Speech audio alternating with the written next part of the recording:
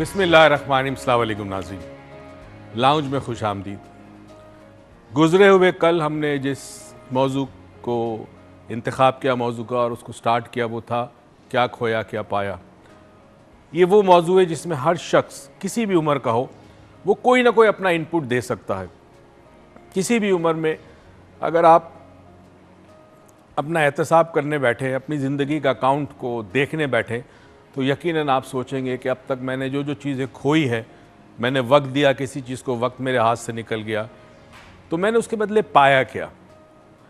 किसी ने बड़ी खूबसूरत बात कही कि हर रोज़ शाम को आपकी ज़िंदगी से एक दिन कम हो जाता है और वो दिन कभी वापस नहीं आता।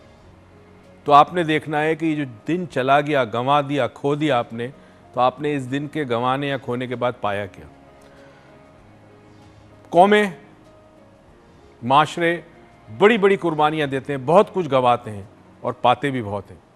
एक मुल्क की मैं आपको मिसाल देना चाहता हूँ और याद रहे कि ये मुल्क जो है जंग अज़ीम 2 में बर्बाद हो चुका था। हिरोशिमा और नागासाकी पर जो बम गिराए गए, लाखों अफराद जो है वो इंस्टेंटली डेथ हो गई मौत के हवाले। आज भी वहाँ इलाके कुछ ऐसे हैं जहाँ अगर बच्चे पैदा होते हैं तो उन बच्चों के अंदर फॉल्ट होता है, नुक्स होता है। आज भी वहाँ बहुत सारे इलाके ऐसे हैं जहाँ कोई काश नहीं हो सकती, कोई चीज़ उग नहीं सकती ज़मीन में से।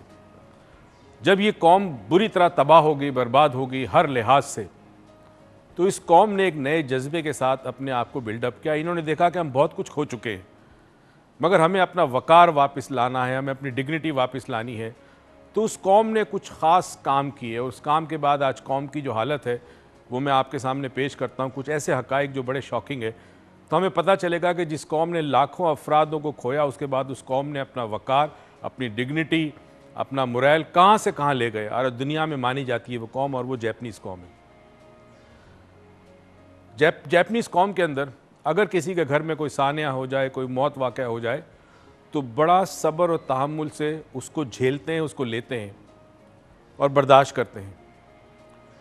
हर शख्स अपनी ज़रूरत से ज़्यादा कोई चीज़ ज़्यादा नहीं ख़रीदता, जिसकी वजह से जापान में किसी चीज़ की किल्लत नहीं होती, क्योंकि हर शख्स सिर्फ उतनी ही चीज़ ख़रीदता है जितनी उसको ज़रूरत है।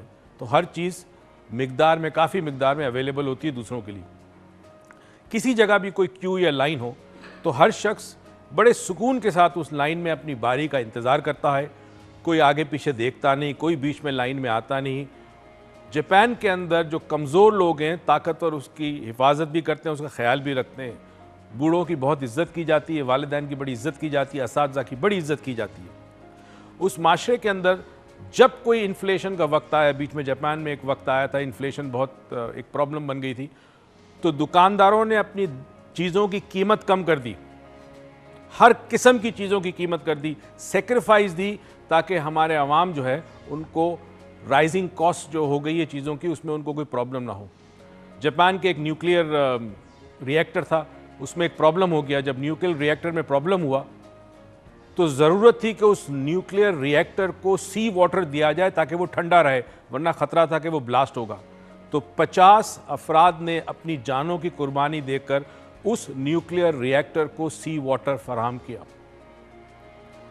ऐसी डिग्निटी, ऐसी सेक्रीफाइस, ऐसा मोरल, ऐसा रवैया कि जिसके बारे में सोच नहीं सकते। और ज़मीर इतना कमाल का इन्होंने अपना ताज़ा रखा है और ज़िंदा रखा है कि जापान के अंदर कोई शख्स डिसऑनेस्टी करता नहीं, अगर करता जाए और कर ले किसी तरह तो उसको ऐसी सज़ा मिलती है कि लोग उसको याद रखते हैं। ऐसा माशरा है जिसने बहुत बड़ी कुर्बानी दी, बहुत कुछ खोया, मगर उसके बाद उसने अपने को रीबिल्ड ऐसा किया कि एक वक्त आया था कि हर चीज़ के लिए हम ढूंढते थे मेड इन जापान है कि नहीं। इलेक्ट्रॉनिक्स में जो मकाम पैदा किया, जो चीज़ें प्रोड्यूस की, वो वाकई यादगार है। आज भी लोग याद करते हैं और ढूंढते हैं कि मेड इन जापान कहाँ मिलेगा। हमने ये देखना है कि हमने अपनी ज़िंदगी में अब तक क्या खोया और क्या पाया है।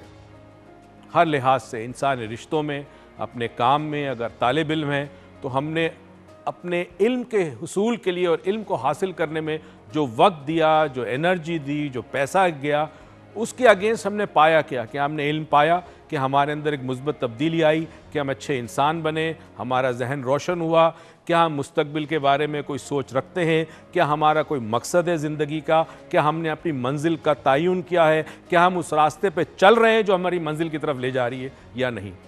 हर फर्द किसी भी माशरे में जब अपना अकाउंट को बार बार देखता है, सेटल करता है, चेक करता है कि मेरी ज़िंदगी में मैंने क्या खोया और क्या पाया, तो नाजरीन, बहैसियत एक कौम पूरी हम जो है अपने अंदर एक बहुत बड़ी ट्रांसफॉर्मेशन, एक बहुत बड़ी चेंज ला सकते हैं। बार बार ये सोच के, इस बात पे ध्यान रख के, ये बैलेंस को चेक करके कि हमने क्या खोया और क्या पाया। मैं एक छोटे से ब्रेक पे जाऊंगा और ब्रेक पे जाने के बाद डेफिनेटली जब उरूज आएगी तो आप हमें कॉल करेंगे, कॉल करके हमसे बातें करेंगे। और आज मैं चाहता हूं अपने एक्सपीरियंसेस बताएं कि हमने क्या खोया और क्या पाया। And please be very open about it. ज़िंदगी के हर शोबे में जहां पे आपको लगता है कि आपने घाटे का सौदा किया, कोई चीज़ आपसे खो गई और आपको जो मिली वो कमतर थी या अच्छी थी या बुरी थी, हमसे ज़रूर शेयर करें।